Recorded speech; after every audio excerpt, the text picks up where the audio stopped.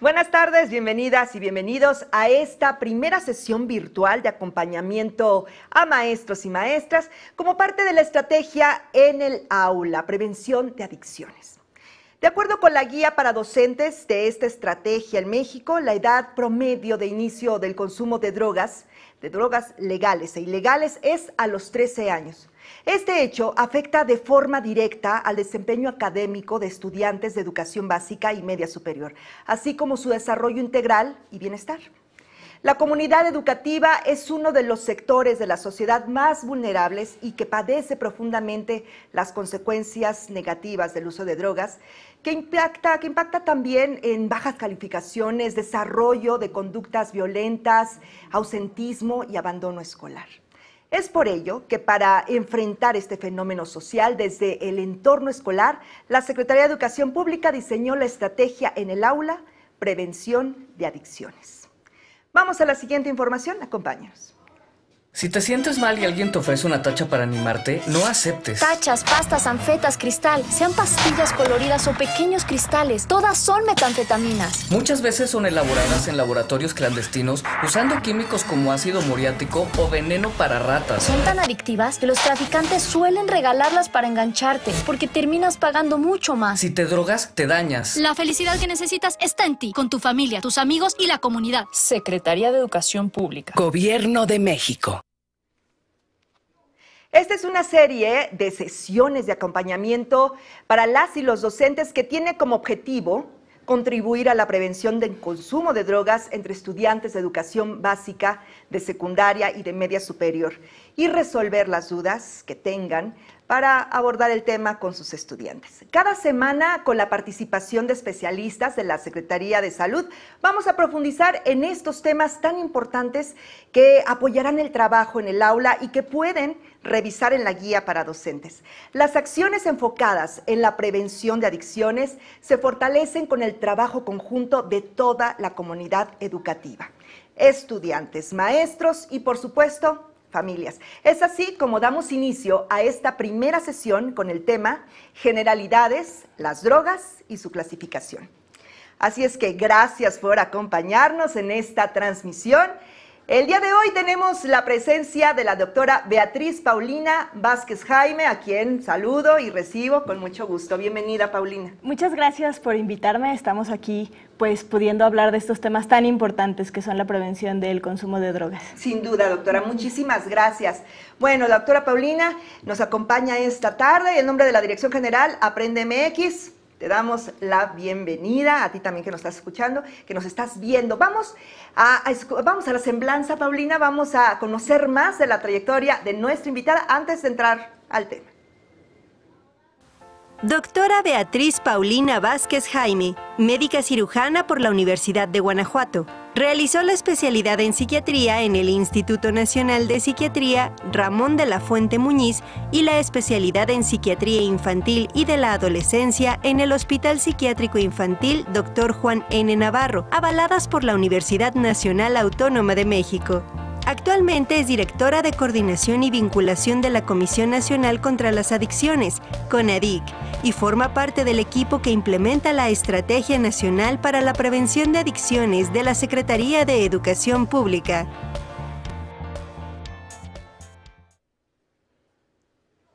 A quienes nos acompañan en esta transmisión, les invito a que expresen sus dudas o comentarios, las iremos exponiendo con nuestra especialista, la doctora Paulina, a quien ya le cedo la palabra, así es que estamos atentas y atentos, doctora. Adelante, por favor. Muy bien, bueno, vamos a comenzar en la primera parte hablando de la definición de las drogas, de la definición de las sustancias psicoactivas. Las drogas se denominan así, sustancias psicoactivas, porque van a ser todas aquellas sustancias que van a actuar en nuestro cerebro y van a producir diferentes sensaciones, diferentes emociones, y de esta forma vamos a llevar a continuarle el consumo como tal. Las drogas o sustancias psicoactivas pueden ser naturales o sintéticas, quiere decir que podemos encontrarlas en la naturaleza o pueden ser sintetizadas en laboratorios, como probablemente han estado escuchando justamente a partir de la estrategia. Y también las clasificamos como legales o ilegales. Las legales pues son las que conocemos como el alcohol y el tabaco, y las ilegales son todas aquellas otras sustancias o drogas como la heroína, el fentanilo, la cannabis, las metanfetaminas, justamente, que es esta promoción que vimos hace un ratito. Pero también consideramos sustancias psicoactivas a todos aquellos medicamentos que se compran con receta, que algunas veces las personas utilizan sin prescripción médica. Entonces, vamos a hablar un poco de cada una de ellas, solo generalidades, porque cada semana van a estar profundizando en estas. La siguiente, por favor.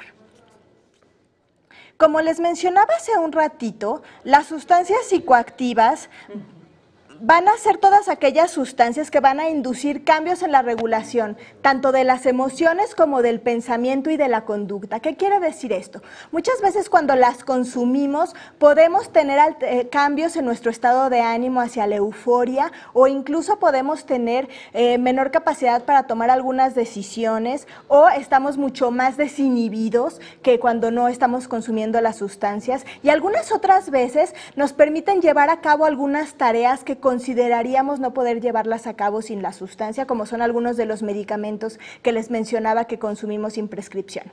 La siguiente, por favor. Tenemos que tener bien en cuenta que el consumo de drogas va a ser un gran desafío para la población en general. Nosotros desde la salud lo consideramos una enfermedad, un trastorno como tal, pero influyen muchísimas cosas que desde la sociedad, desde la cultura y desde la comunidad pueden ir generando impacto para que las personas decidan consumir o no consumir, y situaciones que tienen que ver con el individuo para que las personas continúen con el consumo. Entonces, nuestros retos principales van a ser que retrasemos el inicio de las sustancias, porque cuando las comenzamos a utilizar muy jóvenes, como los adolescentes, probablemente puedan tener riesgos importantes. Y la otra es que tenemos que pensar en las personas que consumen sustancias, cambiando un poco el discurso actual de los drogadictos por justamente las personas que utilizan alguna sustancia y que pueden tener o no un consumo, pero eso problemático, por eso lo vamos a ver más adelante. Me pasa a la siguiente, por favor. Entonces, el uso de las sustancias sabemos que es un problema de salud pública, sabemos que va en aumento, que hace algunos años considerábamos que el inicio del consumo era entre los 17 y los 18 años, y que ahora sabemos que, como justamente dijiste, Julieta, es a partir de los 13, y que los adultos jóvenes y los adolescentes son quienes más tienen riesgo para consumir y poder tener un problema en la edad adulta. Por lo tanto, es indispensable que con los adolescentes evitemos el consumo lo más que podamos. La siguiente, por favor. Nada más como introducción, sabemos que siendo un problema de salud pública, las sustancias psicoactivas o drogas van a tener que ver con diferentes situaciones para que las personas continúen consumiendo, y más adelante vamos a hablar justo de las características de las sustancias, del ambiente y el entorno, y de las personas que deciden consumir.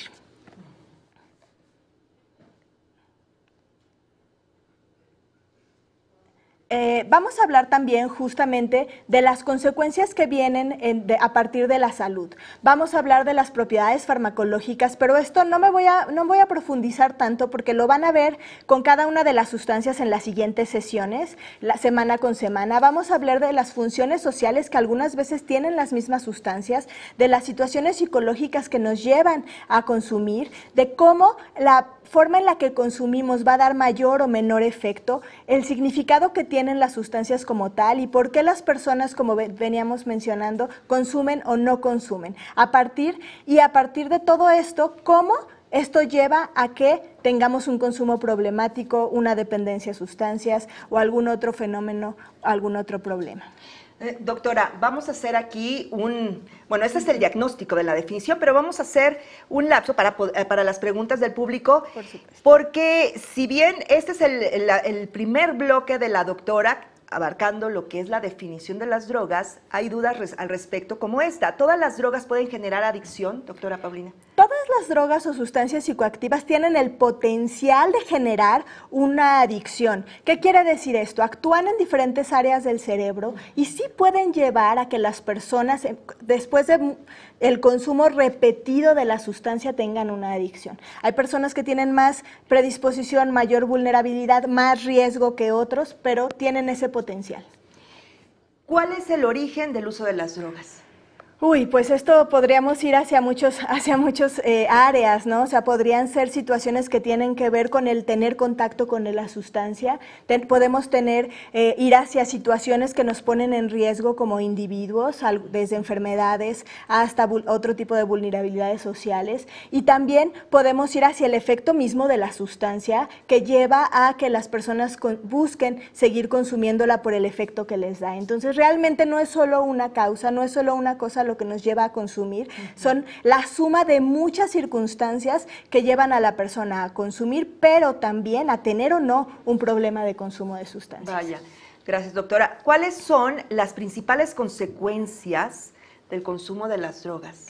Uy, lo mismo, ¿no? Pueden tener diferentes, es una pregunta muy amplia, pueden tener diferentes circunstancias o diferentes consecuencias, va a depender de la persona que está consumiendo y del efecto que tenga. El estado de salud también. El estado de salud sí, también, claro. Justamente, ¿no? Entonces, decíamos en la parte, desde la perspectiva de la escuela o de los jóvenes, pues que se tengan conductas de riesgo, que puedan tener algún efecto en su salud, que puedan efectivamente engancharse, por ahí he escuchado que mencionan en la campaña, no engancharse con la sustancia y entonces de esta forma dejar de tener o hacer sus responsabilidades tanto los estudiantes como los adultos, ¿no? Entonces realmente es que puede tener muchos efectos o consecuencias, va a depender del tipo de consumo, del tipo de sustancia y de las personas que están consumiendo también. ¿Edad? Pues entre más jóvenes tenemos más riesgos, somos más vulnerables, sí, entonces a menor edad pues mayor riesgo de consumo. Es por eso que en adolescentes pues no se habla de ningún tipo de consumo como algo habitual o esperado. ¿Por qué consumen drogas? A propósito de lo que dices, doctora, ¿por qué consumen drogas las y los jóvenes? Bueno, también tenemos que reconocer que los jóvenes están en un periodo de desarrollo, donde algunas veces tener acceso a situaciones o a experiencias los pueden poner en mayor riesgo de consumir. Algunas veces solo porque la tienen ahí, ¿no? O sea, si hablamos, por ejemplo, de sustancias legales, pues a lo mejor a mí me puede parecer divertido como adolescente robarle un cigarro a mi mamá y entonces fumarlo, ¿no? Sí. Entonces, desde esa perspectiva, hasta situaciones mucho más complejas, donde a veces se denominaba hablar de automedicación, cuando nos sentimos tristes, nos sentimos ansiosos y de repente tenemos el contacto con alguna sustancia y vemos que eso nos quita ese estado emocional y entonces podemos llegar a consumir, ¿no? Entonces, incluyen muchas cosas, estas pueden ser algunas a las que están en riesgo los jóvenes. Tenemos otra por acá. Nidia Alvarado, ¿cómo identificar a un alumno que se acaba de drogar, que fumó o que tomó alcohol? Bueno, va a depender también depende de la sustancia para poder identificar cuáles son las situaciones. Lo van a ver mucho más puntualmente cuando tengamos las sesiones de sustancia por sustancia, pero podemos identificar desde el olor, ¿no? Si alguien se toma una cerveza antes de ir a clase, pues podemos oler el alcohol. Sí, igual con otro tipo de sustancias, pero también en los cambios conductuales. Algunos pueden llegar a tener, por ejemplo, enrojecimiento de los ojos, podemos verlos mucho más adormilados, o podemos tenerlos o identificar que están balbuceando como cuando se pasan las copas de alcohol, ¿no? Entonces va a depender de la sustancia, podemos identificar cambios de conducta o de actitud en la escuela y podemos ahí sospechar. Esto no siempre va a tener que ver con una sustancia específica, pero podemos sospechar por algunas de estas situaciones. Vaya, y si ponemos los que pueden ser comunes o generales, ojitos rojos y todo esto, doctora, pero creo que siempre es necesario reafirmarlo y saberlo. Doctora, ¿qué te parece si vamos con los factores? Claro que sí. El segundo bloque, ¿te parece? Por supuesto. Vamos a profundizar un poco más acerca de lo que ya venían preguntando, acerca de los factores que influyen en el consumo de las sustancias. Entonces, aquí podemos ver que hay las sustancias en sí mismas van a actuar en un área del cerebro que nos produce el placer y entonces van a producir una sensación de euforia. En algunos estudios nos han dicho que esa es una de las principales situaciones por las que las personas siguen consumiendo, en la búsqueda de esa sensación de euforia. Pero también vamos a identificar que puede ser porque hay ciertas sustancias que van a tener un cierto valor. Los jóvenes, por ejemplo, las drogas tienen que ver con rebeldía. Entonces, cuando somos adolescentes y estamos en esta búsqueda de nuestra propia identidad, podemos llegar a ellas para sentirnos mucho más liberados. O incluso, platicábamos hace un rato unos compañeros, esta sensación de que los adultos pueden beber alcohol, yo quiero ser adulto, entonces voy a beber alcohol. Entonces, esa parte social y el valor que yo le doy como individuo a una sustancia va a ser importante. La otra parte importante es la predisposición genética. Hay estudios ya identificados que nos dicen que si nuestros familiares tienen un problema con el consumo de una sustancia, probablemente yo tenga mayor riesgo de tenerlo también, sobre todo, por ejemplo, con el alcohol. Entonces, hay algunas situaciones que tienen que ver con nuestra individualidad que van a afectar. Otra parte importante pues tiene que ver lo que te decía hace un rato, ¿no? Este tipo de situaciones, de pensamientos y de emociones para las que nos ayuda la sustancia como tal. Y hay ciertas situaciones de la misma personalidad que nos van a dar más riesgo o menos riesgo. Las personas que tenemos o solemos ser mucho más impulsivas, probablemente vamos a pensar menos en las consecuencias de la sustancia y va a ser más fácil que la consuma. Esto no quiere decir que va a ser más fácil que tenga un problema en el consumo de la sustancia, pero sí que la consuma. Y, por ejemplo, es muy común que si yo me pongo muy nervioso y de repente consumo alguna sustancia, me doy cuenta que me relaja y entonces a lo mejor la busque más para aliviar esos síntomas. Entonces, eso también. Y la otra parte súper importante es que hay contextos culturales y sociales donde son normalizadas algunas sustancias. En nuestro país ocurre, ¿no? Tanto, bueno, por una parte las sustancias legales pues son muy normalizadas y por otro lado hay lugares en nuestro país donde hay ciertos rituales con respecto al consumo de algunas sustancias. Entonces, por eso es que tenemos que ir identificando la sociedad en la que estamos, la cultura en la que estamos y poder ver si hay mayor o menor riesgo en cada uno de nosotros. La que sigue, por favor. Este es un esquema un poco más complejo, pero lo voy a hacer, básicamente dice lo mismo que ya les expliqué. Cómo una sustancia va a tener ciertos efectos y el individuo por cuestiones biológicas, la biología de que tenemos nosotros, nuestro paquete con el que nacemos de la respuesta de nuestro cuerpo a las sustancias, a los riesgos que ya tenemos por nacer, los ambientes en los que estamos, ¿no? Situaciones que nos pueden llevar a tener más acceso o menos acceso a las sustancias, las influencias de nuestros pares, de nuestros amigos, de nuestros padres incluso, ¿no? También puede tener ahí algún efecto. Las actitudes de la comunidad ante las sustancias específicas también van a tener efecto. Y después el encuentro de estas dos cosas con la sustancia y lo que la sustancia va a hacer en nuestro propio cuerpo. Y cómo esta sustancia va a actuar de forma diferente dependiendo de la misma y dependiendo de nuestras características como individuos, vamos a poder tener una adicción o no a partir del consumo repetido de la misma sustancia. Bueno, sí que es todo una responsabilidad compartida, doctora Paulina Vázquez, para estar atentos a lo que sucede en el aula, docentes, maestras, maestros, estar pues totalmente inmersos en lo que ocurre con las y los chicos. Vamos a la pequeña sección de preguntas para este apartado. ¿Cuántos tipos de droga hay, doctora? Pues en las clasificaciones hablamos de 4 tipos específicos. Hasta hace mucho tiempo había 3, los depresores, los estimulantes, los alucinógenos. Pero actualmente la cannabis ha salido de la clasificación dentro de los depresores y la han puesto en la parte de cannabinoides porque tiene efectos diferentes. Entonces diríamos que hay 4 grandes grupos de sustancias y dentro de esos 4 grandes grupos de sustancias vamos a encontrar a las diferentes sustancias por los efectos que producen. Pero en esta lámina lo podemos ver. Sí, ¿me pasas la siguiente, por favor? Y la siguiente. sean los modelos que se estudian. Sí, esto ya en la fue lo transmisión mismo del consumo, que es lo que ya habías mencionado. Sí, esto ya lo fui, ahí estamos. Y esto es importante El porque cerebro.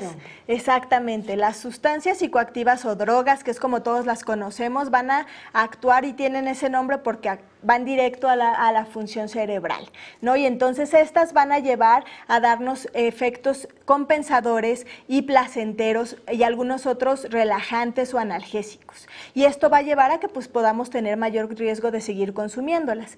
Y todas las sustancias van a actuar en ese sistema de placer, que conocemos como el sistema de recompensa, que si nos vamos un poco más hacia lo médico sería el sistema límbico, la parte más primitiva de nuestro cerebro que nos da esa sensación de placer. El consumo de sustancias se podría comparar con otras sensaciones placenteras naturales como sería la comida o el sexo. Entonces muchas veces de esa forma es que empezamos a sentir esa sensación placentera. Muchas sustancias van a activar este sistema de una u otra forma, van indirectamente, no todas son específicas, pero todas llegan ahí. Y el tipo de sustancias, me pasas la siguiente. Aquí viene la explicación. Son las depresoras, las alucinógenas, las estimulantes y los derivados del cannabis, cannabinoides. Las depresoras lo que van a hacer es justamente suprimir o reducir los efectos corporales, algunas veces del sistema respiratorio, por ejemplo, ¿no? A relajar mucho más, como el alcohol, como los sedantes que utilizan para las anestesias, o como las benzodiazepinas, que ahora están muy de modas, como el clonazepam, seguramente todos ustedes lo han escuchado por estos retos que ha habido, y los inhalables también, ¿no? El tolueno, pero los inhalables se encuentran en muchos otros lugares, como en la pintura, incluso algunos útiles como los plumones pueden tener tolueno y es un inhalable como tal. Entonces, esas son las depresoras. Y los alucinógenos, pues su nombre lo dice, ¿no? Son las sustancias que nos hacen alucinar y que pueden ser como el famoso LSD, los hongos alucinógenos, el peyote. Los estimulantes nos activan y entonces nos producen esa sensación de mayor energía y podemos utilizarlos, o sea, se utilizan justamente buscando esa acción. Y pueden ser desde algunos medicamentos de prescripción médica que lo que hacen es darnos mucha más activación para poder aprender, hasta otras sustancias como la cafeína, que todos tomamos café cuando nos sentimos dormidos, ¿no? Adormilados, ese es un estimulante, y otros pues mucho más complejos como las metanfetaminas, las anfetaminas, la cocaína y el tabaco. Y el área de los cannabinoides, que pueden ser el cannabis que todos conocemos o los cannabinoides sintéticos que sabemos ahora que ya se producen justo en laboratorios. Entonces, estos son ahora las nuevas clasificaciones. Todavía vamos a encontrar muchísimo el cannabis como depresor porque antes estaba en esa área de la clasificación. Bueno, sí que es necesario, esta vale la pena tenerla. Aquí tenemos otra, que es la vía de administración. Sí, la forma también, las sustancias no solamente van a tener que ver con cómo funcionan, sino cómo las consumo. Y entonces van a tener que ver, el efecto va a ser más rápido o menos rápido si lo tomo, si lo inhalo, si lo inyecto o si lo huelo también, ¿no? Entonces eso va a tener un efecto específico y nada más tiene que ver en cómo cada persona consume la sustancia, porque cada sustancia puede ser consumida de diferente forma. Vaya, más preguntas, doctora. Adelante. Bueno, Ernesto Morales, excelente tema, te dice, doctora Paulina. Carla María Falcón, ¿qué pueden hacer las autoridades escolares cuando son los propios familiares de los estudiantes quienes incentivan y facilitan el consumo de sustancias a los menores? Bueno, acá habría que identificar, ¿no? Porque justo es lo que decíamos a partir de la familia. Tenemos que ver qué es lo que está ocurriendo ahí. Normalizamos muchas veces ciertos consumos y entonces eso hace que pues parezca mucho más fácil que mi hijo se beba una cerveza conmigo a que se la beba solo, o que qué más da si tiene 15 años y se toma una cerveza, ¿no? Pero tenemos justamente que poder identificar que el riesgo no es a lo que le pase en este momento si se toma una cerveza, sino es qué efecto está teniendo ese consumo en su vida actual y en el futuro. Entonces, una parte importante pues es poder comunicar los riesgos que existen. Otra parte importante pues es identificar en la familia qué hace que se normalice el riesgo y pues quizá este tipo de campañas puedan ayudarnos a que los padres también se comprometan con los efectos que tienen las sustancias en sus hijos, porque cuando hablamos de adolescentes, pues lo que buscamos es que haya cero consumo. Sabemos que pues actualmente el consumo es mucho más fácil porque hay más acceso probablemente, pero es algo que tenemos que ir cambiando. Beatriz DF, ¿el papel del Estado a través de los medios podría ser una opción? ¿Podría ser una opción para reducir? Aquí, perdón que se me movió un poquito. Para reducir, y más bien, para que estos programas traten de prevenir la inducción a las drogas y sobre todo meter más información. Ese es un comentario de Beatriz DF. Sí, claro, es justo lo que estamos buscando, ¿no? Con estas vinculaciones poder apoyar a reducir el consumo y prevenir. Esta es una campaña que nos habla de información acerca de lo que hacen las sustancias, pero también vamos a hablar de otras formas de prevenir ahorita más adelante. Muy bien, luego tenemos también América Soraya, el fentanilo es rastreable en pruebas de laboratorio. ¿Y qué pruebas se hace para identificar si un alumno lo consume? Bueno, sí, la próxima semana justamente se va a hablar de fentanilo y podremos tener mucha mayor información al respecto, pero muchas veces lo que se rastrea es en la sustancia que contiene la sustancia como tal. El fentanilo pues es un opioide y lo vamos a ver la próxima semana. ¿Hay medicamentos que pueden considerarse drogas?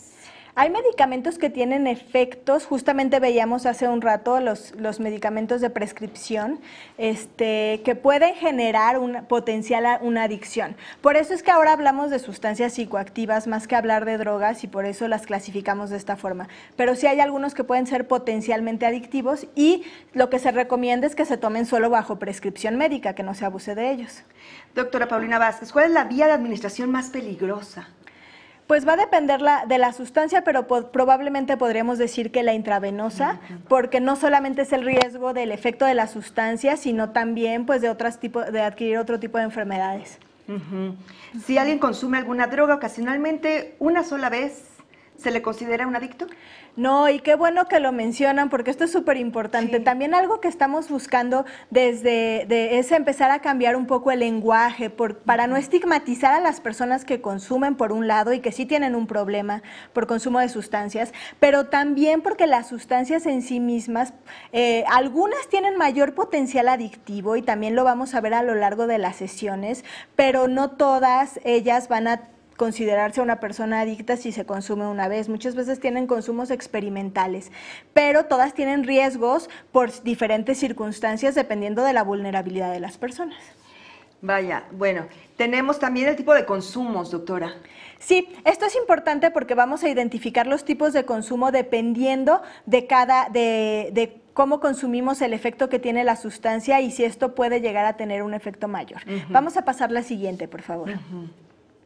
La intoxicación, pues justamente va a ser el efecto que yo tengo cuando consumo. Entonces, si bebo y me mareo, esa es una intoxicación por alcohol, ¿no? Si fumo y entonces me siento más activo, pues ahí probablemente también, entre más fume, más efecto voy a tener. Y así con cada una de las sustancias. Entonces, la intoxicación van a ser los efectos que tiene la sustancia al entrar en mi cuerpo, que van a afectar mi pensamiento, que van a afectar mi conducta y que van a probablemente llevarme a tener algún otro tipo de situaciones como tal. Y va a depender de qué tanto consumo. A mayor consumo, mayor intoxicación, del tiempo que dura la sustancia en mi cuerpo y de cómo la metaboliza mi cuerpo, porque hay personas que pueden metabolizar el alcohol más rápido y entonces parece que consumen más y tienen menos efecto, o las mujeres que metabolizamos mucho más lento y entonces pues, es más fácil que se nos sube el alcohol a un hombre, por ejemplo, ¿no? Y eso solo tiene que ver por sustancias que tenemos en nuestro cuerpo que nos ayudan a procesar el alcohol. Entonces eso también va a depender la intoxicación a partir de esto. Y también va a depender de cómo consumo, de la presentación de la sustancia. La siguiente, por favor.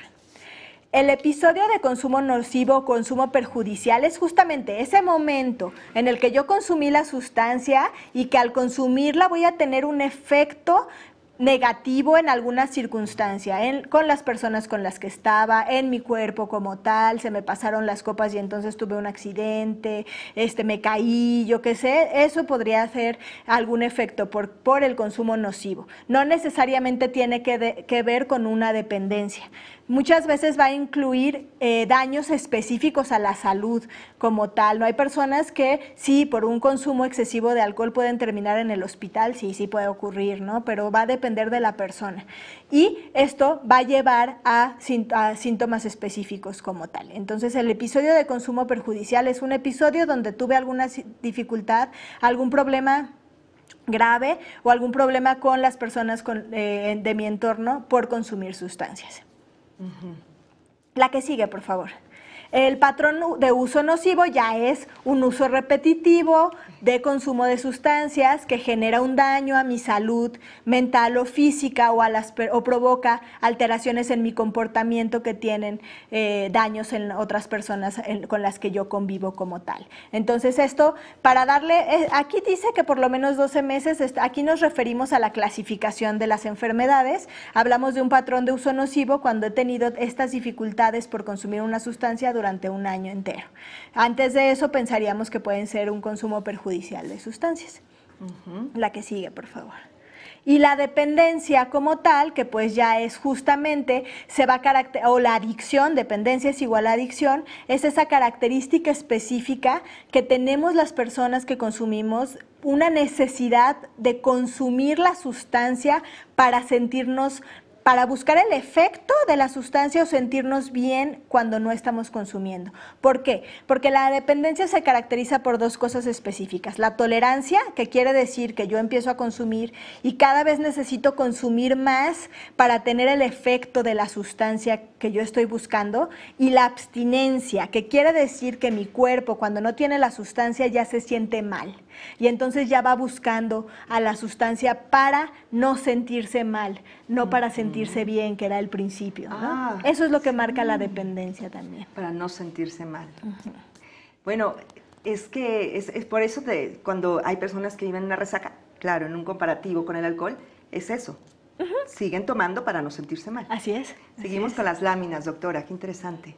Así es. Bueno, como ya hemos dicho durante mucho tiempo, vamos a hablar justamente de que hay mayor riesgo cuando consumimos sustancias entre los 10 y los 18 años. Si me pasas la siguiente. Los estándares de calidad de prevención nos dicen que tenemos que empezar desde antes, no tenemos que llegar al consumo, tenemos que empezar a prevenir desde antes del comienzo del consumo y eso es pues en los primeros años, ¿no? Con diferentes especificaciones. La siguiente, por favor. Entonces, el consumo de una sustancia no va a ser suficiente para tener un consumo perjudicial o una dependencia. Esto es importante. Como lo mencionamos antes, el consumo de una sustancia que lleva a una dependencia va a requerir de muchos factores que se suman para que la persona pueda llegar a tener esto y puede ir desde la biología hasta dificultades en general. Entonces, me pasas la siguiente, por favor. Cuando hablamos de la adicción, los trastornos o trastornos por consumo de sustancias, que así los definimos los especialistas de la salud mental, van a ser justo ese problema crónico que tiene recaídas constantes, que nos lleva a buscar la sustancia de forma compulsiva para evitar las consecuencias de la abstinencia como tal. El no sentirse mal, así es. Y se considera un trastorno mental, una enfermedad, pero tenemos que tomar en cuenta que un porcentaje menor de las personas que han experimentado con sustancias van a tener un trastorno por consumo de sustancias.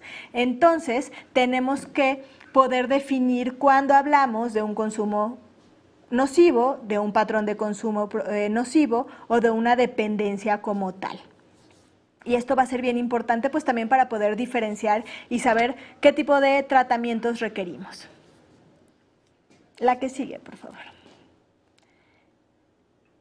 Hablamos también, y lo hemos ido repitiendo, que la adolescencia va a ser una etapa que nos da mayores riesgos.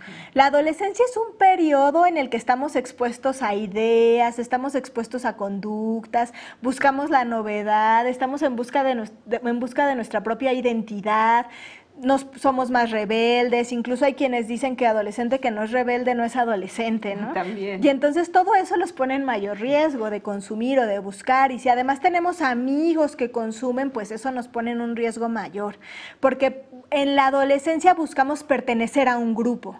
Es parte importantísima del adolescente la pertenencia y entonces algunas veces para pertenecer se comienza a consumir.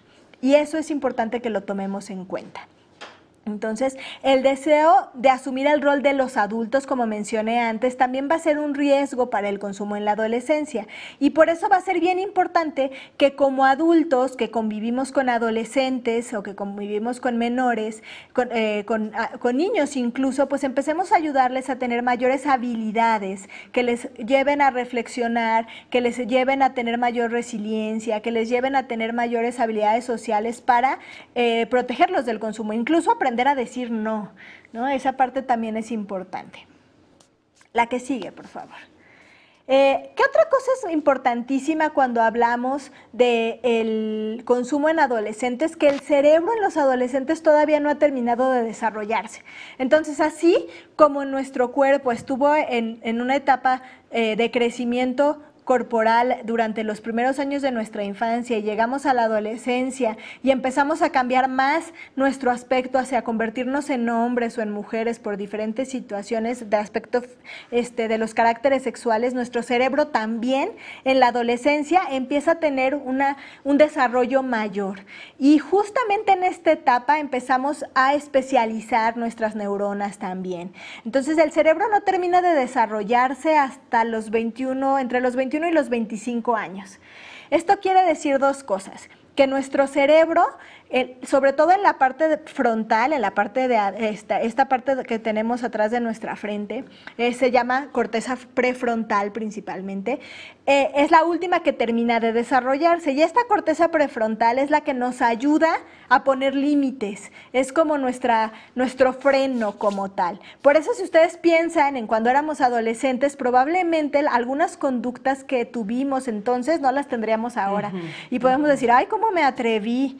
Pero es justo por eso, porque el cerebro se termina de desarrollar después y entonces ese freno no lo tenemos del todo desarrollado en la adolescencia. Eso nos da mayor riesgo también como jóvenes. Los más vulnerables, doctora. Así es. Y bueno, todo esto que ya habíamos hablado sobre que tienen mayor riesgo de engancharse con la sustancia y tener mayores dificultades porque también está en desarrollo su identidad, su proyecto de vida y pues sí, puede tener ahí alguna situación que afecte.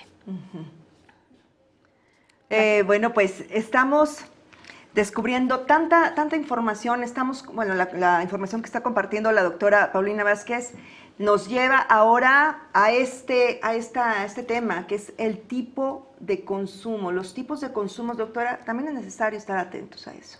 Sí, bueno, tenemos que identificar que va a haber diferentes tipos de consumo, ya lo veníamos platicando hace un rato, pero también tenemos que identificar que en los adolescentes muchas veces lo primero que van a tener acceso va a ser pues las sustancias legales, ¿no? O sea, básicamente lo primero que van a ver puede ser una cerveza en casa o algún cigarro con los familiares. El cigarro ya, por todas las campañas que ha habido ya probablemente se consume menos, pero ahora hay mucho consumo de vapeadores, por ejemplo, con esta sensación de menor riesgo, entonces pues ahí eso va a llevar a que los chicos tengan mayor consumo de sustancias como tal. Y muchas veces se comienza consumiendo de forma experimental y poco a poco se empieza a consumir semanalmente, diariamente, hasta que llegamos ya a un consumo perjudicial como tal, que puede ser desde atracones de consumo el fin de semana hasta consumir diariamente y dejar de tener las actividades como tal, las diarias, ¿no? Entonces hay que estar como, no solamente decididos a tener más información, sino compartirlo en el aula, que es el fin y el objetivo de este programa. Ahora, ¿qué estamos viendo en esta lámina, doctora? Bueno, aquí como les decía hace un rato, el cerebro va a terminar de desarrollarse hasta la adultez. Y entonces el cerebro se desarrolla de abajo para arriba y de atrás para adelante. La parte interna es el área que nos mantiene vivos, después viene el área del sistema de recompensa, del sistema del placer, y la corteza cerebral es la parte más externa del cerebro y se va a ir desarrollando hacia hasta llegar al frontal como tal. Y aquí podemos ver una lámina de cómo se ve el cerebro en algunos estudios cuando tenemos 5 años hasta que tenemos 20, cuando ya está completamente desarrollado, y les decía hace un rato que es entre los 21 y los 25 años, cuando ya se termina de desarrollar completamente. Y en la adolescencia hay como un boom de desarrollo cerebral, donde empezamos nuevamente a tener mayor actividad, mayor especialización de las células del cerebro, y entonces por eso también es que los adolescentes duermen mucho más, porque están justo como en el sueño, teniendo todos estos efectos. Por eso hay que hacer énfasis en esta etapa, por todas las razones que ya compartiste, doctora Paulina, es necesario estar tan atentos. ¿Tenemos más láminas o empiezo con algunas preguntas? Adelante, sí, vamos con las Teresa preguntas. González, ¿es importante el acompañamiento de la familia y de instituciones públicas para quienes consumen ese tipo de sustancias? Sí, totalmente. Lo primero que tendríamos que poder identificar es que todos formamos parte de la prevención. No solamente es algo que recaiga en las personas, en los trabajadores o los servidores de salud, sino que todos formamos parte de la prevención, y creo que esta campaña puede ser un ejemplo de eso, ¿no? Podemos, de todos aquellos que estamos en contacto con niños, con adolescentes, incluso con adultos, podemos mejorar y prevenir el consumo perjudicial de sustancias. Eli Pérez, esta información es importante del conocimiento de todas las personas, de toda la sociedad. Hay papás muy jóvenes con fuertes adicciones que están ocasionando severos trastornos en niñas y niños. Gracias por tu comentario, Eli Pérez. Muchas gracias. Elvi Isabel Rodríguez, excelente tema, buenas tardes, Escuela Secundaria, profesor Manuel de los Ríos Cárdenas, turno matutino, gracias por estos temas tan interesantes. Saludos también para ti, Elvia Isabel, muchas gracias. Ángel Olmedo, los antidepresivos, es una pregunta en YouTube, ¿los antidepresivos desde su función química son considerados drogas? Bueno, va a depender de cómo se identifique. Si buscamos en algunas clasificaciones, pues todo aquello, sustancias psicoactivas pueden ser, pero los antidepresivos, si pensamos que la definición de droga es producir una adicción, no. Porque los antidepresivos no tienen el potencial de producir adicción en las personas. No actúan sobre el sistema de recompensa, tienen otros efectos distintos a nivel de la corteza cerebral y de otras áreas del cerebro, no producen esa sensación de euforia que producen las drogas, no tienen estos efectos específicos de abstinencia como tal, son medicamentos como tal que permiten o nos ayudan justamente a trastornos específicos. Entonces, realmente no podría entrar dentro de esta clasificación. Gracias, doctora. Rosy Francisco, buena información, me ayuda a fortalecer lo que debo integrar de información y me ayuda, obviamente, a impartirla en la escuela. Es una muy buena estrategia. Muchas gracias, Rosy. Centro Roma, ¿tiene relación al temperamento con la probabilidad de consumo de drogas? Esa es una pregunta muy interesante. Sí. Y bueno, gracias, Rosy, porque justo para eso estamos aquí, para que la información que te damos y a todos ustedes, todas y todas ustedes que les damos, les pueda ayudar para que justamente lo que van a hacer en las aulas. Entonces, por favor, si tienen más dudas, pregunten para que podamos en esta hora resolverlas. En esta lámina que tenemos aquí podemos identificar que sí hay factores de riesgo que tienen que ver con la percepción del riesgo de las sustancias. Entre menor riesgo crea yo que producen las sustancias, es más fácil que consuman. Entonces, por eso estas campañas que informan acerca de los riesgos pueden tener un efecto. Tener acceso a la sustancia, entre más fácil pueda yo conseguirla, pues es más fácil que consuma. Por eso lo que más se consume en adolescentes, pues es las drogas legales. Lo que puede estar al alcance. Exactamente. La poca supervisión parental también va a ser un riesgo, y hay ciertas características de nuestra personalidad que nos pueden poner en mayor riesgo, justamente. Entonces, hay situaciones, por ejemplo, como decía hace un rato, si soy más impulsivo, probablemente piense menos qué efecto va a tener una sustancia. Hay ciertas características de la personalidad que nos llevan a tener mayor búsqueda de placer, y eso también nos puede poner en mayor riesgo. Hay ciertas situaciones que nos llevan a buscar más la novedad y nos ponen en mayor riesgo, pero también es solo un factor que influye. No quiere decir que porque yo tenga una personalidad específica voy a terminar teniendo un consumo de sustancias o una dependencia a una sustancia. Por eso es importante que reconozcamos cómo es una suma de riesgos toda esta situación.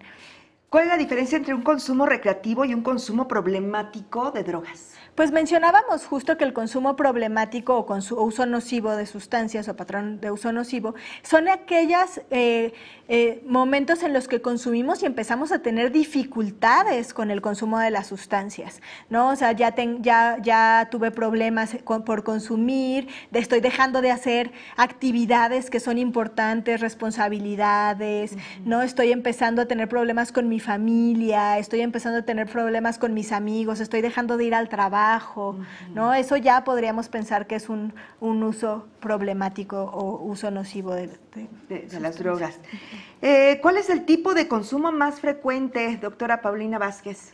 Pues no sé bien a qué se referirá, pero si hablamos, por ejemplo, de consumo, a los atracones de consumo, dependiendo de la sustancia, pueden ser comunes, o sea, el hecho de que un día yo consumo una gran cantidad de sustancia.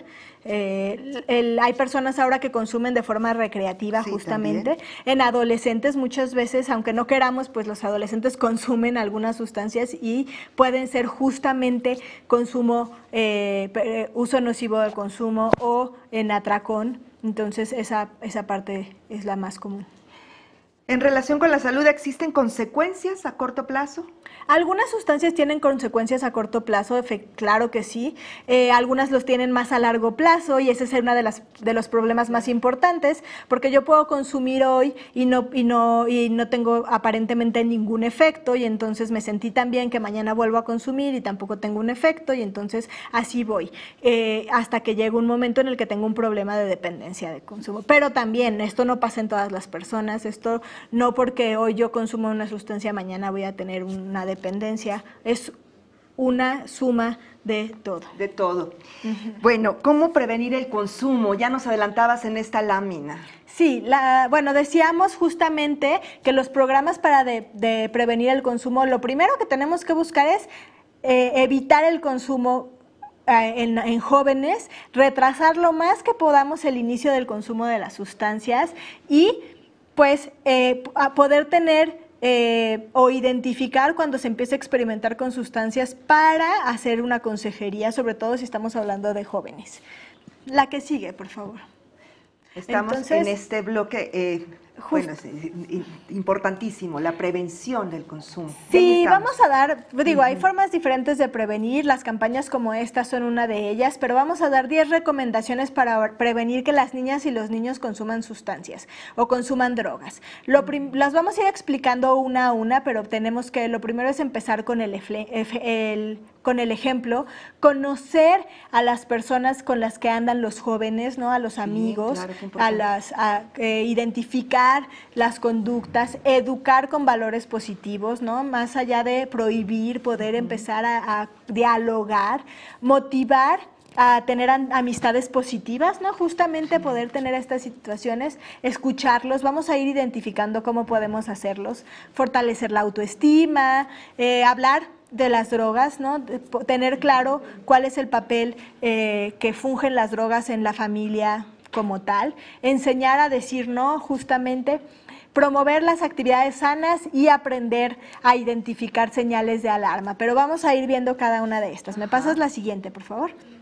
Entonces, hay que hacer alternativas de prevención como situaciones sencillas, ¿no? Muchas veces podemos empezar justamente aumentando las redes de apoyo, hablando más con nuestros adolescentes, mejorando la comunicación entre los padres, entre los hijos, entre los docentes, en las escuelas mejorando la comunicación de los docentes para con los padres de familia también puede ser una forma, y de los docentes cuando identifican cambios en los alumnos, eso va a ser importante. Y con hacer justamente alternativas de intervención. La siguiente, por favor. Empecemos poniendo el ejemplo. Niñas, niños y adolescentes aprenden más de lo que hacemos que de lo que decimos. Y eso es importantísimo.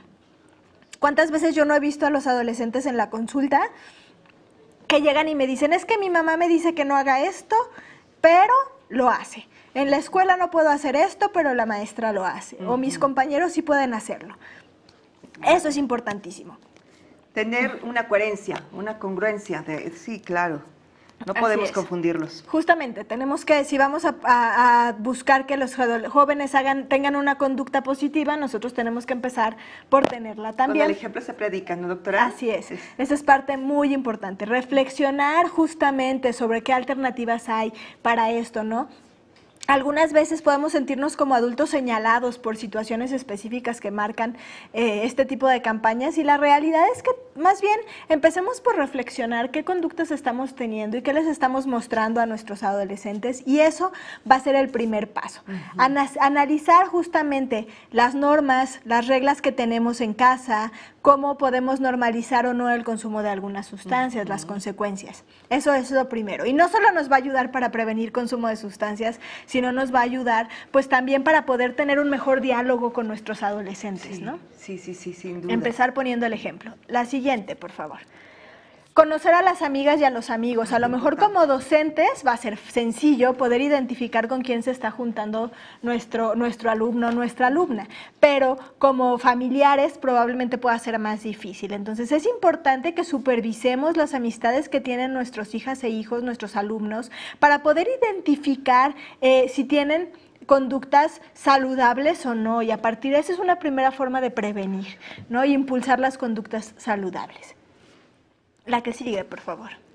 Educar con valores positivos justamente hacia la vida, ¿no? Cuando solicitamos el respeto de los otros, tenemos que empezar por respetar nosotros también. Entonces, como docentes, tenemos que empezar a tomar en cuenta también a los adolescentes, que tienen muchas ganas de expresarse y que algunas veces podemos no tomar en cuenta tanto lo que están diciendo porque los vemos muy jóvenes y que no tienen experiencia, pero ellos también tienen deseos de hablar de las cosas que les están pasando. Entonces, reflexionar justo sobre la importancia de las sustancias o de algunas otras situaciones en conjunto va a ser bien importante, y que empecemos a motivar en valores adecuados y positivos para nuestra vida y para la vida escolar. Totalmente de acuerdo. La siguiente. La siguiente, por favor. Motivarlos a tener grupos de amistades positivos. Básicamente, muchas veces los chavos no saben muy bien qué hacer y entonces no tienen actividades específicas y empiezan a tener algunas conductas ahí que pueden ser problemáticas, ¿no? También es parte de los jóvenes de repente molestar un poco, tener actividades, como decíamos al inicio, de rebeldía. Entonces, si nos enfocamos a estas situaciones pues más positivas, y empezamos a tener grupos culturales dentro de las escuelas o actividades de lectura, deporte, que muchas de ellas tienen, pues va a hacer que las amistades tengan mayor actividad como tal, ¿no? Y que esto pueda mejorar o disminuir los riesgos. Hay una teoría que se llama la teoría del ambiente enriquecido, que justamente habla de cómo el poder tener herramientas alrededor que nos generen placer también va a prevenirnos de consumir sustancias. Y eso es algo indirecto, ¿no? O sea, es algo que aprendimos a lo mejor desde la infancia y no necesariamente en la adolescencia. Entonces, eso va a ser importante. Todo el entorno. Así es. La que sigue, por favor. Escucharlos, y esto ya habíamos escuchado, ya habíamos oído a sonar de escúchalos antes, ¿no?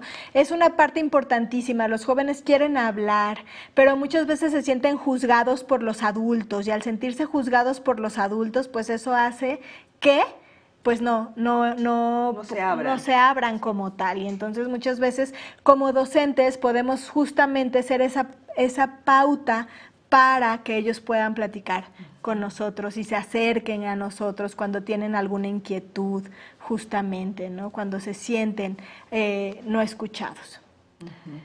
La que sigue, por favor. Fortalezcamos su autoestima. Si creemos en los jóvenes, si creemos en ellas y ellos, pues eso va a hacer que también ellos crean en sí mismos. Desde la teoría de los vínculos, ¿qué quiere decir esto? Desde la teoría de cómo nos relacionamos con los otros, que nuestros cuidadores principales, nuestros cuidadores primarios, tengan y crean en nosotros y estén para nosotros, fortalece nuestra autoestima. Entonces, desarrollar la autoestima va a ser parte importante para que ellos se sientan más capaces de decir que no y de poder sentirse mucho más seguros de sí mismos. La que sigue, por favor. hablemos sobre sustancias, pongamos reglas en casa sobre lo que es consumir o no consumir drogas, platiquemos sobre las consecuencias de las drogas en la escuela, como justo se va a hacer en esta campaña, expliquemos cómo cada una de estas sustancias va a tener efectos para que también ellos sepan cuál es la razón por la que se les está diciendo que no consuman. No solamente es un te prohíbo consumir, sino existen todas estas situaciones que te ponen en mayor riesgo a ti como niña, niño, adolescente, si consumes sustancias. Y a partir de eso, pues que también ellos tengan esa capacidad de decisión. La que sigue. Ya lo habías mencionado, doctor, qué importante, saber decir no. Sí, aprender a decir no es importantísimo, porque muchas veces una de las razones por las que más consumen los jóvenes es por la presión social. Porque están los amigos tomando están los amigos bebiendo y entonces ándale, ¿por qué no? Qué aburrido. Y entonces si ellos tienen muy claro por qué no quieren consumir y se sienten mucho más seguros al decir que no, va a ser una forma de protegerlos para que no lo hagan. Decir no en cualquier circunstancia de la vida, ¿estarás de acuerdo, doctora? Sí, no claro. solamente en el consumo, pero aquí cobra mucha relevancia. Totalmente, ¿no? sí. Y Por eso, tenemos preguntas, por eso sí adelante. es necesario, ¿no? Pero seguimos con las láminas y si quieres al final dejamos las preguntas. Creo que ya nos quedan un par. La que sigue, por favor.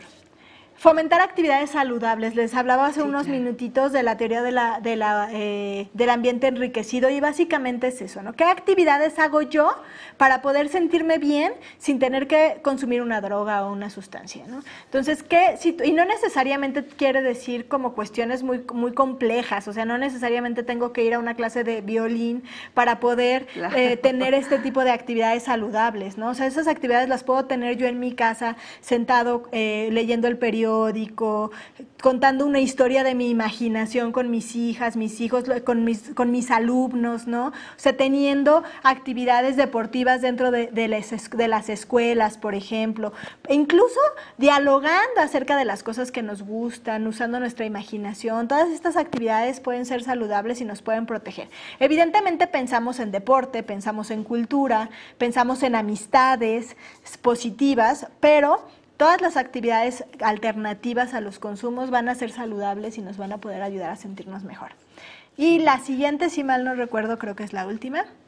Las señales de alarma, que pueden ser los cambios de conducta que tienen los jóvenes, estas situaciones de aislamiento en ocasiones, estas situaciones de que no quieran que conozcamos a sus amigos, estas situaciones en las que pueden tener algunos o podemos sospechar de que ha estado consumiendo, ¿no? Cuestiones de bajo rendimiento escolar cuando era un buen estudiante o una buena estudiante, eso puede ser una señal de alarma. Verlos tristes, bajoneados, muy ansiosos o preocupados también puede ser, no una señal de que consumen, pero sí un riesgo que vale la pena identificar y tratar. Entonces tenemos que estar bien atentos a actitudes como las de si cambian de amigos, si mienten con frecuencia, si nos hacen, si discuten con nosotros por situaciones de no dejarlos salir, que también es muy común en los adolescentes, pero hay que ver que va más allá. Si piden dinero prestado, notamos que nos están tomando dinero, que puede ser para comprar alguna sustancia, exactamente. Esto de que bajen de calificaciones es súper importante, ¿no? Y a veces no, estos datos de alarma no siempre van a ser de consumo, pero quieren decir que algo está pasando y hay que poner atención. Entonces, vamos hacia allá. Cuando salen más seguido de noche, por ejemplo, no más seguido que antes, no nos quieren decir a dónde van, de repente los encontramos en otro lugar del que nos decían, eso puede ser ahí alguna situación que esté ocurriendo, ¿no? Si de repente ya empiezan a descuidarse, si empiezan a dejar de hacer cosas que antes les gustaban, hay que ver qué está ocurriendo. Si ya tienen síntomas físicos de ojo rojo, balbuceo, más irritabilidad, pero como les mencionaba hace un rato, no necesariamente tiene que ver con el consumo, pero vale la pena sospechar que algo pasa y que es importante identificar. Observarlo. Tenemos una más. Esta es la última. ¿Qué hacemos si se sospecha de que consumimos o que se está consumiendo sustancias? Lo primero es que mantengamos la calma y que podamos hablar con ellos y ellas, acercarnos a ellos y decir, como les decía hace un rato, algo está pasando aquí que me preocupa. algo está ocurriendo que ha hecho que cambie tu conducta y queremos saber qué ocurre para poder ayudarte, ¿no? Y a partir de ahí, pues poder identificar si estamos frente a un chico o chica que está empezando a consumir alguna sustancia o que a lo mejor tiene otro tipo de dificultades que también vale la pena poder atender. ¿Qué responsabilidad tenemos las y los docentes, doctora? Seguramente hay muchos comentarios, hay preguntas y Adelante. yo voy a leerte algunas de ellas. Peter Ramírez, ¿cómo apoyar desde la escuela secundaria a un estudiante que ya es adicto? Pues lo primero es que hay que identificar que si está en tratamiento, ¿no? O sea, si está llevando, si ya es adicto porque ya tiene una dependencia como lo vimos en las láminas anteriores y está dejando de hacer actividades y está pasando la mayor parte del tiempo consumiendo, pues hay que identificar tiene una red de apoyo. La red de apoyo pues tiene que ver con la familia, con alguien que pueda apoyarlo desde esa perspectiva y si está en algún tipo de tratamiento para el consumo de la sustancia. Y a partir de ahí, pues, quizá llevar un acompañamiento con él y la familia. Y las y los docentes, ¿verdad? En ese núcleo estamos inmersos. Marita Juarecita, ¿cómo proceder para que docentes que tienen alguna adicción, alcoholismo, por mencionar alguna, mejoren a nivel personal, ya que deben ser el ejemplo de sus estudiantes? Bueno, es complejo porque como adultos también tenemos problemas y dificultades y entre ellas podemos tener un trastorno por consumo de alcohol, una dependencia al alcohol. Entonces, lo primero es identificarla. A veces es el primer problema, lo más difícil, ¿no? Que nosotros mismos reconozcamos que tenemos un problema de consumo. A partir de eso, poder también ir a una valoración para identificar qué tipo de problema tenemos y entonces pues poder apoyarlo justo desde esta perspectiva. Jorge Alberto Reyes, ¿cómo evitar que se despierte la curiosidad al desarrollar el tema en secundaria? ¿Puede pasar, doctora? Pues puede pasar dependiendo de cómo lo hablemos, pero la realidad es que es como muchos otros temas, ¿no? O sea, tocar el tema en el salón de clases no va a hacer que vayan corriendo a consumir, muy probablemente. Las sustancias ya están ahí. Los chicos ya tienen la curiosidad algunas veces por el consumo. Hablar de ello puede prevenir reconociendo e informando. Entonces, realmente hay que tener claro, hay que partir de dar información adecuada para que ellos reconozcan los riesgos que existen de consumir. Alejandro Acosta, ¿cuáles son las primeras acciones que se recomiendan aplicar en las instituciones educativas para prevenir las adicciones? Pues estas estrategias son una parte de ellas. Las otras pues también son algunas de las estrategias que ya habían ido teniendo como de mejoras de habilidades para la vida. Poder dialogar acerca de las dificultades que tienen los jóvenes, los estudiantes. Poder identificar situaciones de riesgo y poder buscar una mejor red de apoyo en general, ¿no? O sea, el consumo de sustancias se previene antes incluso de estar en contacto con la sustancia, mucho tiempo antes. Entonces, todos podemos poner un granito de arena informando y ayudando a mejorar las habilidades que tienen los jóvenes y las jóvenes. Maribel Barraza, muy interesante la información. La drogadicción es un problema latente en mi comunidad. Muchas gracias por este comentario, Maribel. Marita Juarecita, ¿cómo incluir en la estrategia madres y padres de familia cuando en ocasiones son quienes se encargan de dar las primeras pruebas de sustancias que pueden provocar adicción? La probita de la cuba o la bebida. Eso no se debe hacer, ¿verdad, doctora? Pues lo ideal no es dar una prueba de nada a los niños o a los adolescentes, sí.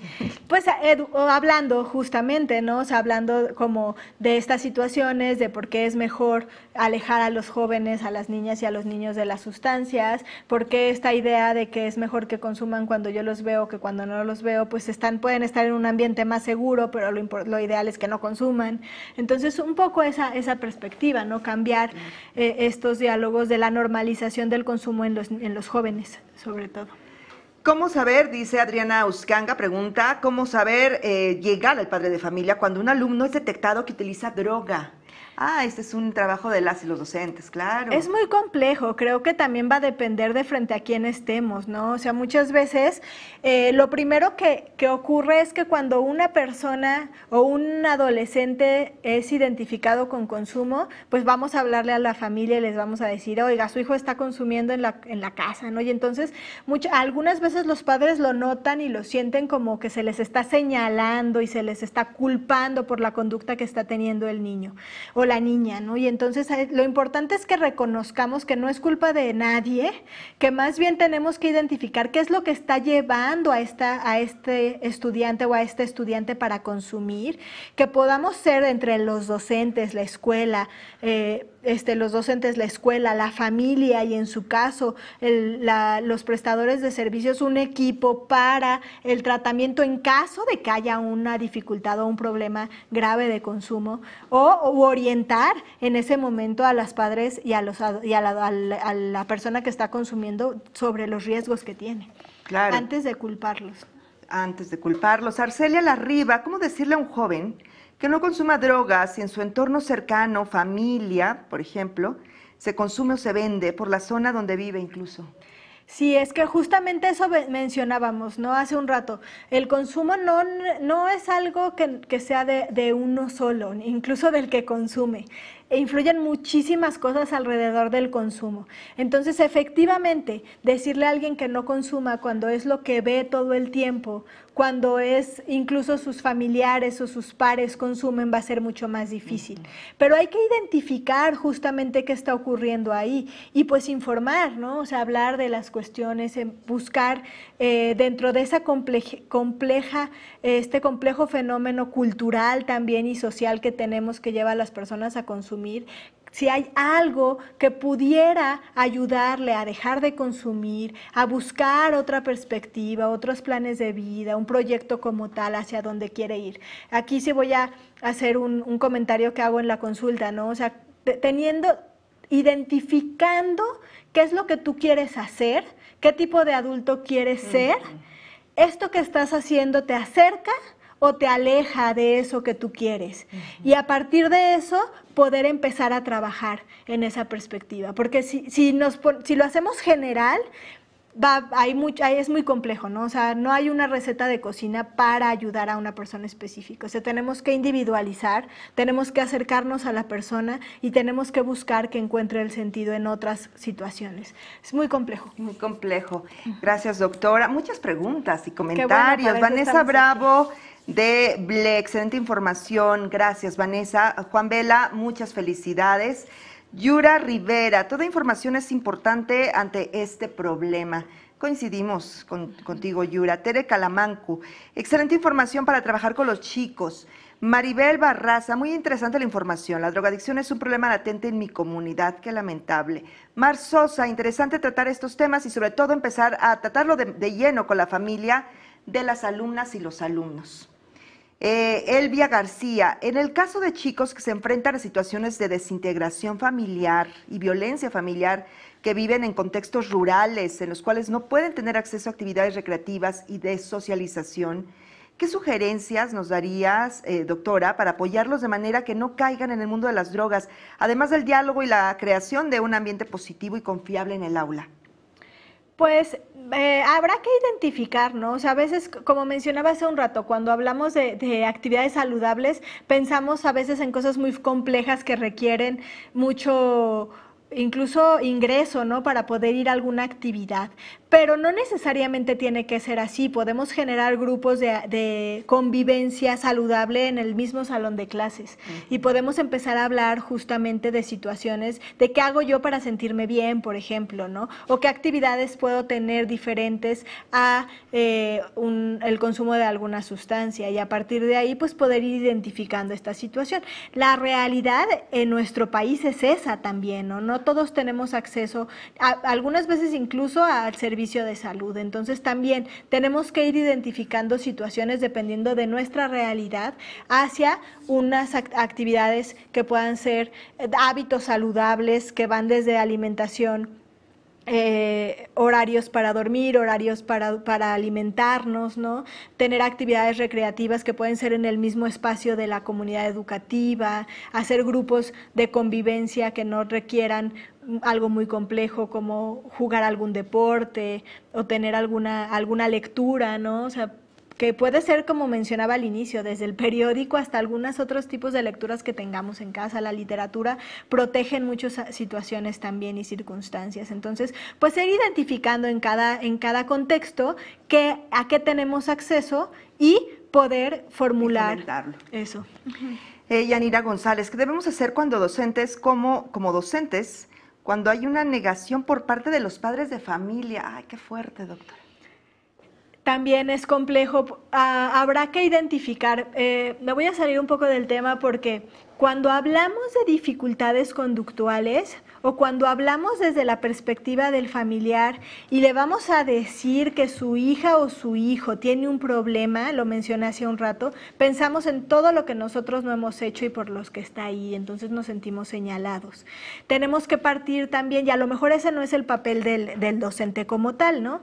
Partir de qué está ocurriendo en ese contexto familiar para que los padres tengan esta actitud frente al chico o a la chica, y entonces es una situación más compleja para poder identificar que requiere ayuda. Y a lo mejor podemos no hablar del consumo, podemos hablar de la conducta que está generando dificultades, ¿no? O sea, yo no voy a decirles que su hijo está consumiendo y por eso no viene a clase. Yo me preocupo porque su hijo no viene a clase, porque está a punto de perder el año. ¿Qué está ocurriendo? Que necesitamos ayudarlo de alguna forma para que esto no ocurra, ¿no? Y entonces ya no es esta parte de que no es cierto, mi hijo no consume, yo nunca lo he visto, ¿no? Que puede ser a lo mejor algo de lo que nos comparte. A lo que se enfrentan, sí, entonces, claro. La conducta problemática que está generando eso, partamos de ahí y veamos qué se puede solucionar.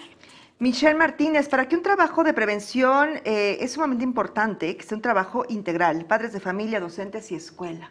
Estamos de acuerdo. Totalmente. Y en su momento, en la punta del iceberg que nos toca a nosotros, la salud, ¿no? Entonces sí tenemos que ser un equipo y se irá trabajando también en esa perspectiva para que no, sin embargo, pues ya habíamos dicho, ¿no? O sea, vamos paso a paso hacia todos los que integramos el equipo para una mejor salud.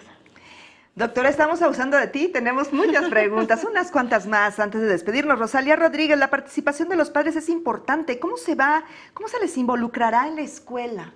Pues seguramente habrá, sí se está pensando, sabemos que cuando hablamos de niñas, niños y adolescentes no podemos hablar solo de ellos, claro. Tenemos que hablar de todos los adultos que estamos alrededor, entonces sí tenemos que involucrar no solo a los docentes, sino a la familia también, porque ahí pasan la otra parte del día a los jóvenes y las jóvenes. Entonces, sí, ya irán escuchando más adelante, creo que no es mi papel mencionarlo, pero sí se tomará en cuenta acerca a los padres y a las madres también, y a la familia, porque nuestra sociedad no son los únicos involucrados en el cuidado, va mucho más allá, no solamente los papás y las mamás cuidan, sino también los otros miembros de la familia, y tenemos que ir a todos.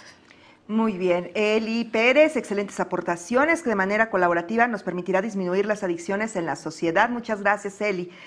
Silvestre Ríos, ¿qué estrategias nos podría sugerir para atacar e informar el consumo de drogas con alumnos y padres de familia como docentes? Pues un poco es lo que busca esta estrategia, estar informados sobre los riesgos, poder hablar desde la verdad, o sea, desde las situaciones que sí producen las sustancias, buscar alternativas, mejores alternativas frente al consumo y pues poder acercarnos a los jóvenes para ver hacia dónde ir con cada uno de ellas y ellos. Lord Klaus, para los jóvenes que tienen adicción y que a la familia es de escasos recursos, ¿hay instituciones o dependencias que brinden apoyo gratuito, doctora? Sí, están las instituciones de la Secretaría de Salud, está la línea de la vida, ahí se puede llamar y a partir de ella pueden darles algunas referencias a dónde acudir justamente, dependiendo de dónde se encuentre, habrá probablemente algún lugar más cercano o a dónde se pueda ir. Pero sí, las instituciones de la Secretaría de Salud no tienen costo. Liz Turquesa, es de suma importancia el tema. Me gusta la campaña que se está realizando a nivel nacional porque nos ayuda a aportar en la formación de alumnas y alumnos y más en mi nivel, secundaria, dependiendo del entorno social en el que viven. Ojalá la información llegue a todos los rincones y se pueda trabajar para apoyar tanto a padres y alumnos. Estoy de acuerdo en la prevención y dar a conocer el tema para preparar a los alumnos a decir no y que tomen sus propias decisiones. Muchas gracias, Liz Turquesa. Cecit Ser Río, ¿cuáles son los pasos a seguir, doctora, cuando se detecta un caso de consumo y o venta dentro del plantel? Bueno, los protocolos a seguir tampoco es que surjan desde nuestra Secretaría de Salud, más bien es más interno, sí. Pero lo primero es identificar sin criminalizar y sin juzgar a la persona que está consumiendo, ¿no? O sea, poder identificar qué es lo que está ocurriendo, qué lo ha llevado a consumir, probablemente hablar justamente con los cuidadores o con los familiares responsables para poder llevar a un tratamiento si es que tiene un problema de consumo o una consejería si es que hay que solo informarle acerca de cómo reducir o cómo prevenir los riesgos del consumo y posteriormente, pues sí, en caso necesario acudir a un centro de tratamiento o mejor dicho a una atención como tal, ¿no? Ahí es donde entramos los servidores de salud a poder identificar si estamos frente a un consumo problemático o estamos frente a una dependencia o un consumo experimental que con una consejería puede parar. De acuerdo a la clasificación que ya nos compartiste, doctor. Rocío López Urbina considera un acierto abordar en el aula esta problemática social para prevenir en vez de lamentar situaciones futuras que afecten gravemente a la sociedad. Estamos de acuerdo contigo, Rocío López, muchas gracias. Yola Ramírez, esta plática, ¿dónde se puede volver a consultar, doctora Paulina? Pues aquí sí, más bien en las redes es donde la están pasando y supongo que también ahí podrán volverla a ver, pero eso ya también se los informarán más adelante. Muy bien. Luce valiosa la asesoría y acompañamiento en esta importante estrategia, tema toral de salud pública y por supuesto para el sano desarrollo de las y los adolescentes. No, bueno, pues sí, un claro. Comentario, sí, felicitaciones. Un tema necesario, doctora. Qué importante todo lo que nos has compartido, todo lo que hemos escuchado. Y si bien muchas de las drogas fueron creadas con fines médicos, el abuso y el mal uso de estas sustancias llega a crear adicciones y a veces basta comprobarlas una vez para engancharse, ya que alteran áreas del cerebro y causan una falsa sensación de bienestar. Ya lo escuchamos con la doctora Paulina Vázquez. Esta estrategia de prevención dirigida a docentes cuenta con información, con orientación, materiales y un sistema de asistencia en línea para que maestras y maestros tengan la ayuda de profesionales en áreas de medicina y salud mental. Así es que los invitamos a consultar los materiales que conforman toda la campaña nacional en el enlace que va a aparecer en pantalla y en el chat de esta transmisión. Ahí están los datos para quien esté interesada e interesado. Bueno, mandamos un saludo muy afectuoso a la comunidad del grupo de docentes Aprende MX y les recordamos que pueden unirse a través del enlace que también está apareciendo en pantalla, está disponible en el chat, ya lo sabemos todas, en el chat de esta transmisión. Agradecemos a la Secretaría de Salud a través de la Comisión Nacional contra las Adicciones, así como a la doctora Beatriz Paulina Vázquez Jaime por compartir sus conocimientos con el público. Paulina, muchas gracias. Pues antes de despedirte, ¿qué nos dirías? No, pues muchas gracias a todos. Recordemos que la prevención está en todos y que todos podemos mejorar justamente como decían, en el buen desarrollo de los niñas y adolescentes. Entonces, demos un granito de arena. Y antes de decir adiós y de despedir este programa, vamos a ver la siguiente información de suma importancia. El fentanilo te puede enganchar desde la primera vez y comienzas a morir en cuanto lo pruebas. Si entra a tu cuerpo, te adormecerá, perderás interés en las actividades diarias y sufrirás de ansiedad, paranoia y agresividad. Tus brazos, manos, dedos y cuello se irán deformando y perderás el control de tus movimientos. Te relaja tanto que afecta gravemente tus funciones vitales. En especial, te puede detener súbitamente la respiración. ¿Ves? Si te drogas, te dañas. La felicidad que necesitas está en ti, con tu familia, tus amigos y la comunidad. Secretaría de Educación Pública. Gobierno de México. Bueno, doctora, creo que no te vamos a dejar ir porque tenemos muchas preguntas y comentarios. De verdad que este tema, ese es el punto, nos incita a conocer más, a querer saber más y sobre todo a tratar de resolver dudas. Adelante, dudas inmediatas y si me permites, tengo aquí algunas otras preguntas. Claro, las que lleguen, después te las vamos a hacer llegar. Claro que sí. Las que podamos ingresar ahora mismo, adelante, y si no, la doctora las va a contestar en su momento. ¿Cómo te quitan la adicción a la droga? El diazepam, ¿cómo actúa en el organismo de las y los adolescentes, doctora? ¿Y cómo se puede generar conciencia con familias fracturadas? Porque el padre lo internaron, por ejemplo, la madre discute con el hijo, le prohíbe verle porque lo considera caso perdido. ¿El desarrollo cerebral se ve frenado por el consumo de drogas en la adolescencia? Esa también es otra pregunta. Vamos por partes. Primero, ¿cómo salir y cómo detectar el diazepam en el impacto que puede tener en el organismo de los adolescentes? Bueno, van a tener una sesión específica de benzodiazepinas donde se hablará justamente del efecto del diazepam, pero el diazepam es un medicamento de prescripción médica que se utiliza en enfermedades como en trastornos mentales como la ansiedad, el insomnio, pero también para las convulsiones como tal. Incluso a veces se utiliza también como efectos en algunos consumos. Entonces, es un medicamento que nos ayuda como médicos y como prestadores de salud en muchas áreas que requieren tratamiento, pero que cuando no se utiliza de forma adecuada o se abusa de él porque tenemos de más en casa o por alguna situación, pues puede producir también una dependencia y generar efectos desde la sedación, es decir, ayudarnos a mantenernos somnolientos o adormilados, hasta en cuestiones a largo plazo que afectan la memoria. Entonces, sí tiene efectos importantes. Lo van a ver en su momento, es una de las últimas sesiones, pero se hablará mucho más a profundidad de este tema. ¿El desarrollo cerebral se ve frenado con el consumo de drogas en la adolescencia? ¿Se suspende la sinapsis? ¿Cómo diagnosticar cuando un joven está consumiendo o volviéndose adicto? Pues más allá de que se suspenda la sinapsis, pues va a tener un efecto como tal a nivel cerebral, como el cerebro está desarrollándose, lo que ocurre es que hay mayor vulnerabilidad a la adicción, hay mayor vulnerabilidad a justo tener estos efectos o cambios a nivel cerebral para tener una dependencia y la necesidad de la sustancia, más allá de que frene el desarrollo como tal. Aquí está el ejemplo que te poníamos, doctora, cómo se puede generar conciencia con familias fracturadas, porque el padre lo internaron, la mamá discute con el hijo, le prohíbe verle porque lo considera caso perdido. Bueno, acá es aún más, como mencionábamos al inicio, el tener familiares que consumen nos pone en riesgo, no solo por la parte biológica de genética, sino también por el tipo de problemas que trae en la familia que alguien consuma.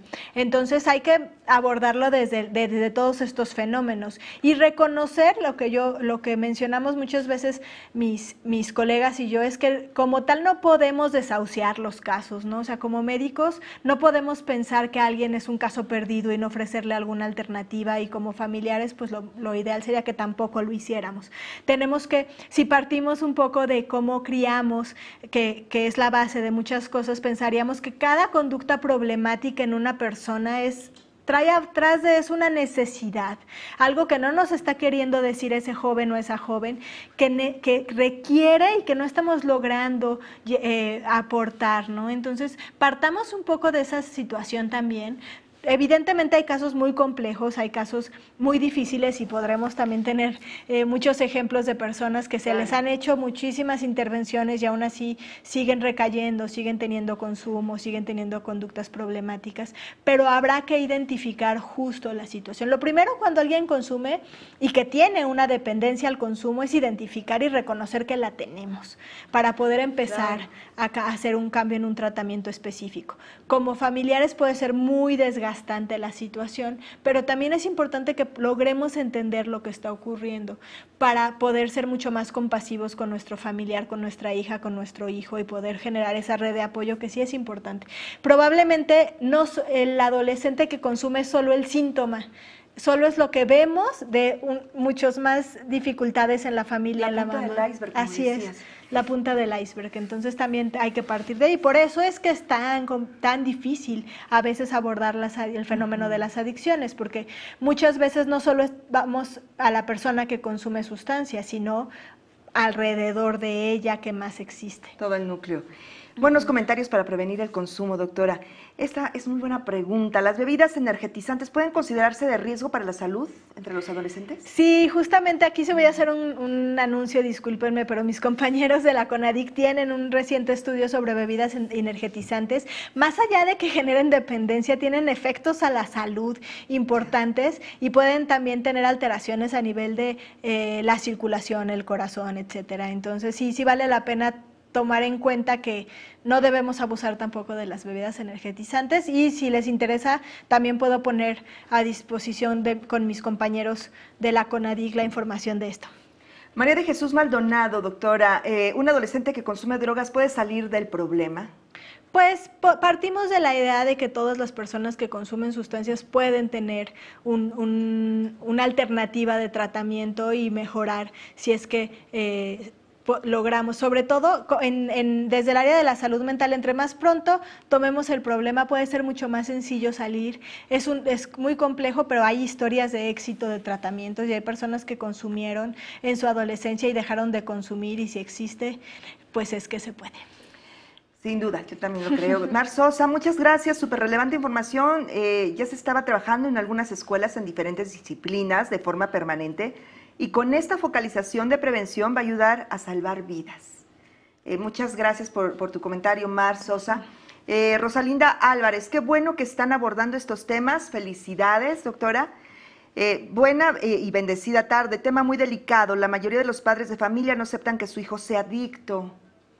Está complicado cuando no hay una aceptación real del tema. Y también también hay que partir de algo importante. Para tener una dependencia requieren de muchas situaciones que ya fuimos viendo y que probablemente estamos también teniendo dificultades en el discurso con respecto a que si vemos un adolescente que ha consumido, probablemente no tenga una dependencia, pero no queremos que la tenga. Entonces, por eso es que tenemos que hacer intervenciones hacia este chico o esta chica. A veces partimos de consumos experimentales, pero vale la pena poder identificar hacia dónde llegan, ¿no? Y es una situación compleja porque pues además a nadie nos gusta pensar que estamos enfermos, y no solamente si tenemos una dependencia, también nos ocurre cuando nos diagnostican diabetes o hipertensión. O sea, ¿qué pasa si yo a mis 40 años me diagnostican diabetes y tengo que cambiar todo mi esquema de hábitos de alimentación? Pues probablemente al inicio piense, pero si yo no me siento mal. Claro, no importa. Hay una negativa o una negación. Exactamente, es parte de lo complejo que es tener también algún tipo de situación. Entonces, a veces es un duelo también, ¿no? O sea, reconocer que tenemos esta complejidad que además es muy estigmatizada y que consideramos muy difícil partir de ella. Entonces, lo primero que pensamos es que a nosotros no nos pasa. Y lo decías bien, doctora, la padece no solamente la persona, la adicta, sino el entorno familiar, toda la familia. Joaquín Larrañaga, sí, los jóvenes hoy más que nunca necesitan este tipo de información. Felicidades. Flor Deluxe, ¿cómo abordar estos temas sin que se preste mal con la sociedad? Ay, pues habría que ver a qué nos referimos con prestar a mal con la sociedad, pero creo que si partimos de informar y de informar con veracidad, basado en evidencia, no tendríamos por qué tener un problema como tal, ¿no? O sea, habrá cosas que no nos guste nombrar y que tengamos que nombrarlas para poder atacarlas. Esa es la primera situación, ¿no? O sea, habrá cosas que tengamos que identificar también, que no todos los consumos son dependencia. Tenemos que dejar de hablar de la criminalización de las personas que consumen, y eso es algo que también hacemos, ¿no? Porque cuando señalamos de una forma tan punitiva, eso nos lleva a no buscar atención, a no aceptar que tenemos un problema, a evitar acudir a tratamiento, tanto la persona que consume como el familiar. Y entonces eso es uno de los riesgos más importantes. Por eso sí tenemos que hablar de estas situaciones, tenemos que empezar a dejar de criminalizar a las personas que consumen, tenemos que atender a las personas que tienen un trastorno por uso de sustancias o una adicción y a partir de eso pues empezar a buscar alternativas para tener vidas más saludables. Excelente, haremos lo posible para que a través de la campaña se logre el propósito de poner a nuestros alumnos, a nuestras alumnas fuera de este riesgo. Saludos desde Boca del Río, Veracruz, un saludo hasta allá. Belina Domínguez, ¿qué estrategias podemos seguir cuando los padres de familia son consumidores y o distribuidores? El adolescente está inmerso en este círculo vicioso. Sí, eso se vuelve muy complejo. Tampoco podemos pensar que el hecho de que su familia tenga este tipo de actividades los condena, ¿no? Que eso también es importante. La otra es, pues justo, no empezar a trabajar. Es cierto que no hay campañas específicas para las personas que tienen familiares, pero también es algo de lo que tenemos que hablar, ¿no? O sea, ¿qué hacer cuando soy hija o hijo de una persona que tiene un trastorno o una dependencia a alguna sustancia? Desde la situación desde los problemas que he tenido, las dificultades que he tenido, no solo ahora que soy adolescente y puedo empezar a consumir, si es que lo hacen, no todos lo hacen, hasta pues la cuestión de todas las actividades o los riesgos que he tenido previamente, ¿no? Entonces, creo que es complejo. Al final hay que ir, como les decía hace un rato, viendo caso por caso, no hay recetas de cocina para poder atacar todos de una forma y que todos sean casos exitosos. Pero pues una parte importante es comenzar por identificar situaciones y ver alternativas. Sin duda, doctora. Maestras, maestros, yo sé que hay muchas preguntas, se las vamos a hacer llegar a la doctora. Y las responderemos. Y las responderá, por supuesto. Gracias por este tiempo. Un comentario final, doctora Paulina Vázquez, antes de despedirnos. Bueno, pues me da gusto que esté siendo aceptado este tipo de seminarios. Vamos a estar acá cada semana, por favor no dejen de comentarse y de preguntar todo lo que puedan. Acá vamos a intentar resolver sus dudas, iremos paso a paso porque tampoco en una sesión vamos a resolverlas todas, pero intentaremos y si no las envían, por supuesto que les haremos llegar las respuestas. Entonces, muchísimas gracias. Estaremos con gusto. Muchas gracias, doctora. Gracias. Es Paulina Vázquez y antes de terminar, también queremos extender un saludo, un reconocimiento a las personas que trabajaron y colaboraron para la producción de esta transmisión. Y recuerden que esta sesión quedará anclada en el mismo enlace para que la compartan y la consulten cuantas veces lo requieran. Preguntaron por ahí, pues aquí está la alternativa. Por mi parte agradezco su atención y les invito a acompañarnos en las siguientes sesiones virtuales.